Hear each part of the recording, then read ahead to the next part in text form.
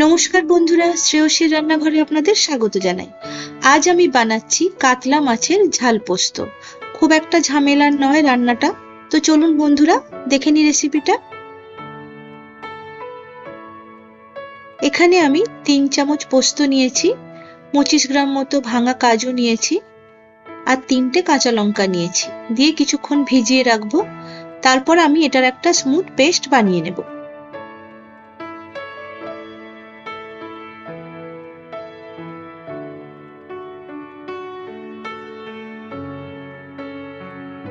এরপর আমি এখানে 4 পিস মতন কাতলা মাছ নিয়েছি, নিয়ে শুধু নুন মাখিয়ে নেব।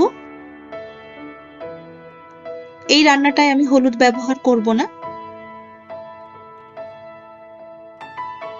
এবারে আমি পরিমাণ মতো তেল নিয়ে মাছটা ভেজে নেব।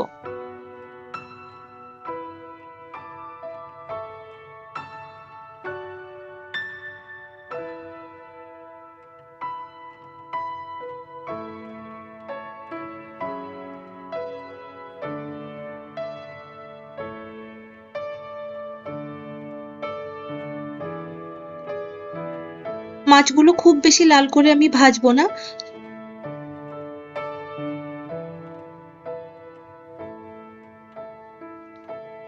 হালকা করে মাছগুলো উল্টে পাল্টে নেব।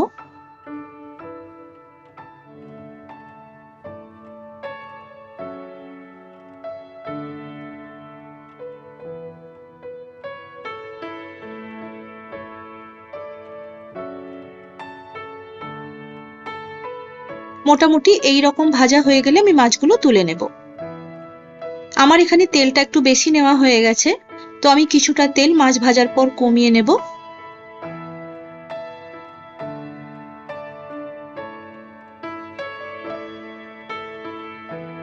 এরপর আমি 2টো চেরা কাঁচা লঙ্কা দিয়ে দিলাম আর হাফ চামচ কালো জিরে দিয়ে দিলাম।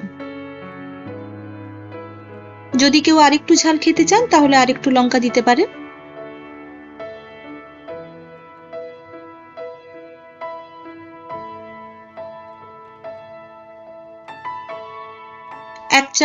এখানে পুরো একটা পেঁয়াজ আমি কুচি করে দিয়ে দিয়েছি। পেঁয়াজটা ভালো করে ভেজে নেব।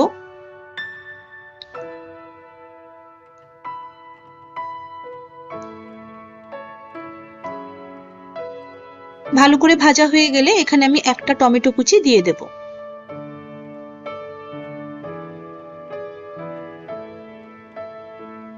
এই রান্নাটা 6 থেকে 7 চামচ তেল দিয়েই হয়ে যায়। আমার এখানে একটু তেলটা বেশি হয়েছে।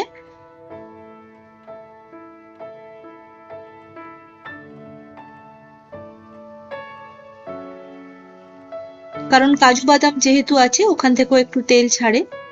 মোটামুটি আমার পেঁয়াজ আর টমেটোটা ভাজা হয়ে গেছে। এবারে আমি স্বাদ মতো নুন দিয়ে দেব।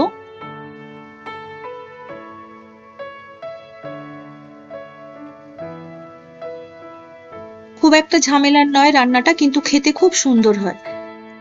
যদি মনে হয় রান্নাটা ভালো লাগছে তাহলে একবার বানিয়ে দেখবেন এবং কমেন্ট বক্সে এসে আমাকে অবশ্যই জানাবেন।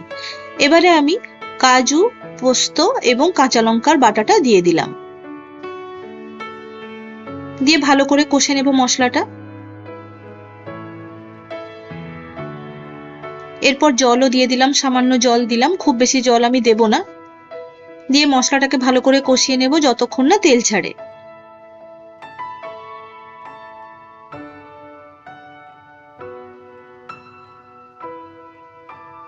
যেহেতু কাজু বাদাম আছে তাই কাজু বাদাম বা পোস্ত লেগে যাওয়ার ভয় খুব থাকে কড়াইতে, তাই কন্টিনিউ কষতে হবে মশলাটাকে।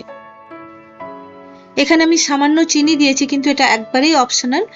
আপনাদের যদি মনে না হয়, যদি ঝালঝালি খেতে ইচ্ছে হয় তাহলে চিনিটা স্কিপ করতে পারেন।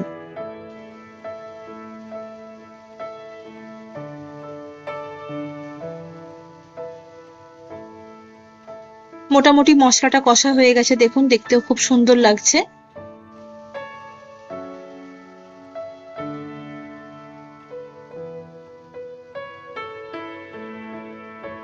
এরপর আমি এখানে 1 কাপ জল দিয়ে দিলাম।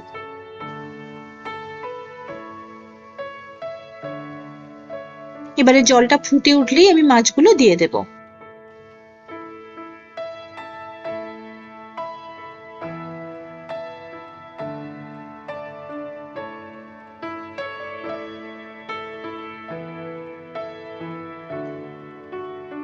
মোটামুটি একটু ফুটে উঠলে ঝোলটা, মাছগুলো একটু উল্টে পাল্টে নেবো, আর ঝোলটা যাতে একটু ঘন হয়ে যায় সেইটুকু টাইম দিতে হবে।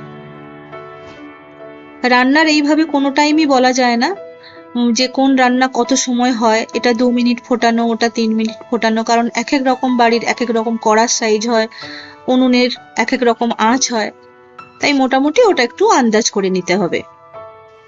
গ্যাসের ফ্লেমটা কিন্তু মিডিয়াম রাখতে হবে। আমি এখানে আরো 2টো কাঁচা লঙ্কা অ্যাড করে দিলাম। মোটামুটি রেডি আমার কাতলার ঝাল পোস্ত। যদি রান্নাটা ভালো লেগে থাকে তাহলে চ্যানেলটি সাবস্ক্রাইব করতে ও ভিডিওটিতে একটি লাইক দিতে ভুলবেন না। ধন্যবাদ।